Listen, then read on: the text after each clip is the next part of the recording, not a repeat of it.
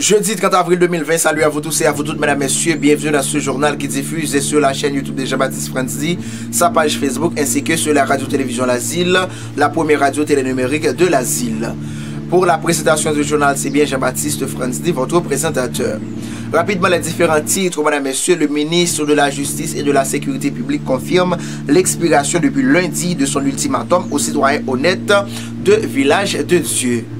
Les avocats du barreau de Port-au-Prince comptent officiellement célébrer leur saint patron malgré le Covid-19. Enrico D'Angelonea a pris officiellement le mardi 28 avril 2020 les rênes de la Bibliothèque nationale d'Haïti. Le développement du journal, mesdames, messieurs, c'est dans un instant.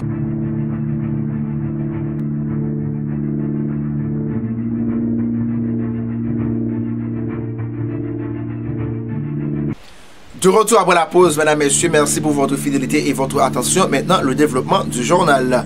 Le ministre de la Justice et de la Sécurité publique confirme l'expiration depuis lundi de son ultimatum aux citoyens honnêtes de Village de Dieu. Il dit prendre acte de l'expiration de l'ultimatum aux habitants du Village de Dieu qui ne sont pas impliqués dans les activités des gangs qui sèment la terreur au bicentenaire pour vider les lieux. Apparemment, les appels des organisations de droits humains en Haïti et aux États-Unis et du président de la Commission des Affaires étrangères du Congrès américain n'ont pas réussi à le faire changer de stratégie. Les avocats du barreau de Port-au-Prince comptent célébrer leur saint patron malgré le Covid-19.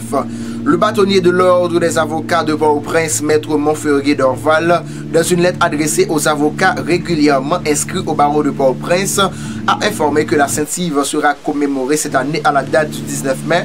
Elle se déroulera autour du thème « Quel avocat pour quelle société ?» Enrique D'Angelonea a pris officiellement le 28 avril 2020 les rênes de la Bibliothèque nationale d'Haïti, BNH.